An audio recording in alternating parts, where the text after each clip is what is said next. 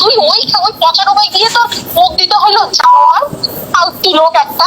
উনি যদি আমার কথা শোনেন, আপনি আপনি অকাম ইয়া করিয়া আপনি জাত সন্তান পয়দা করতে পারেন, আর এখন তার সম্মান দেওয়ার জন্য আপনি বিয়ে করতেছেন জেনে শুনে যে বউই কেমন। আপনি এটাও জানেন আপনার বড় সন্তানকে মেয়ে মহিলা সহ্য করতে পারে না। এখানে আসার পরও আপনার সামান্য একটা স্টোরি দেওয়া নিয়ে সে তুলকালাম করে ফেলছে আপনার সাথে। গেলে আপনি তাহলে জয়ের কথা চিন্তা না করে ওকে আবার বিয়ে করতেছেন।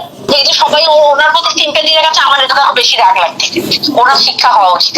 আমার মাথাটা গরম হচ্ছে যে তোর ছেলে নিয়ে বলে পোস্ট করলো, তাদের তো কিছু হইলো না জানো। আর সামান্য একটা স্টোরি দিচ্ছিস, তাও আবার ওই সিম্পেথি নেওয়ার জন্য মানুষের কাছে যে মিষ্টিও পাপা ঢঙ্গের স্টোরি দিচ্ছিস, সেটা নিয়ে তোর সাথে ঝগড়া করলো, তুই সেই মহিলাকে আবার বিয়েও করতেছিস নি।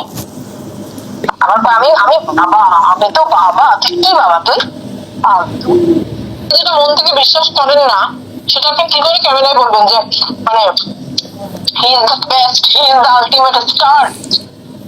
আমার গতকাল থেকে না এটা শোনার পরে আমার আমি আর যতটুকু মানে 1% যদি রুচিবোধ থাকে সেটা আর নাই।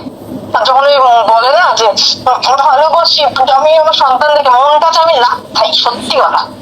আপনি দেখেন উনি নিজেই ওনার ইয়ের মধ্যে করবে, তোমার এটা করি আপনি খারাপ হবেন আগে, উনি নিজে নিজেরটা খারাপ হোক।